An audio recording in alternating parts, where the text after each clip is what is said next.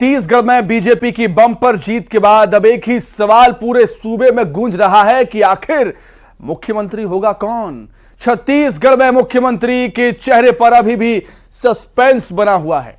ऐसा माना जा रहा है कि सीएम के चेहरे पर जल्द ही फैसला हो जाएगा।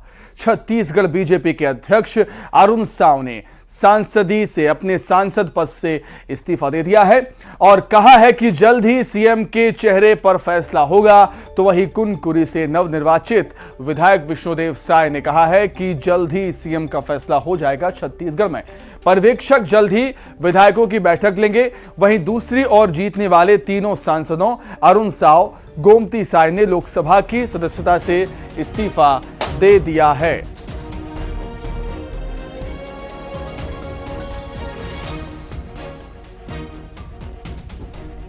कार्यकर्ताओं के साथ मिलकर काम किया और हम सबके प्रयत्नों से छत्तीसगढ़ में भारतीय जनता पार्टी को बहुमत मिला है। सरकार का नेतृत्व कौन करेंगे ये पार्टी का विधायक दल और केंद्रीय नेतृत्व तय करेगा। मुझे लगता है कि बहुत जल्दी ही इस पर निर्णय हो जाएगा और छत्तीसगढ़ में सरकार का गठन हो जाएगा।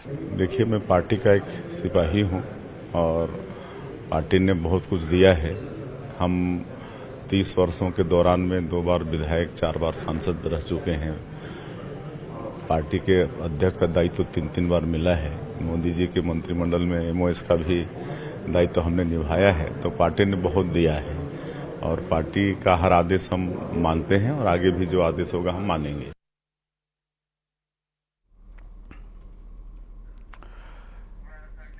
तो सब कह रहे हैं कि जल्द ही सीएम का फैसला होगा। केंद्रीय आलाकमान ही ये फैसला लेगा कि मुख्यमंत्री कौन होने वाला है छत्तीसगढ़ का। हालांकि कई नाम हैं इस रेस में, किस नाम पर मुहर लगेगी ये देखना काफी दिलचस्प होने वाला है।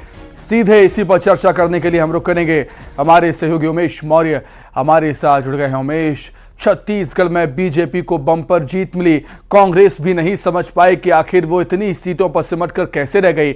लेकिन सूबे में अब जीत के बाद एक ही सवाल है कि बीजेपी की तरफ से मुख्यमंत्री कौन बन सकता है।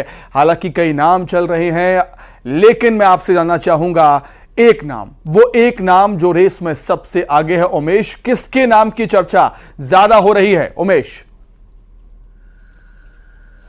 सुमित जी, देखिए, अगर छत्तीसगढ़ की बात करें तो छत्तीसगढ़ में गुजरात पैटर्न के तर्ज पर यहां पर मंत्रिमंडल का गठन हो सकता है। क्योंकि आपने देखा होगा कि जब गुजरात में वहां पर सरकार बनी थी तो पूरे तरीके से जो शिक्षित वर्ग थे, जो पढ़े लिखे, जो विधायक थे शिक्षित, उन लोगों को मंत्रिमंडल में शामिल किया गया था। उसमें महिलाओं का भी विशेष ध्यान रखा गया था, युवाओं को ध्यान रखा गया था और शिक्षा के क्षेत्र में जो बेहतर बढ़कर निकले हैं उनको उसका मौका मिला था। यही जो फार्मूला है छत्तीसगढ़ में भी अपनाया जा सकता है। ऐसा माना जा रहा है कि ओपी चौधरी एक बड़ा नाम हो सकता है, चूंकि सूबे में लगातार ये इस तरीके की बात निकलकर सामने आ रही है कि एक शिक्षित और जो प्रशासनिक दक्षता रखने वाले जो ओपी चौधरी है, उनका नाम कहीं ना कहीं जो भारतीय जनता पार्टी है, जो संगठन है, जो शीर्ष नेतृत्व है, उस पर मुहर लगा सकता है। क्योंकि आप देखेंगे बिलासपुर और सरगुजा संभाग, इन 2 संभागों से ही जो ज्यादातर महिला या पिछड़ा वर्ग या आदिवासी,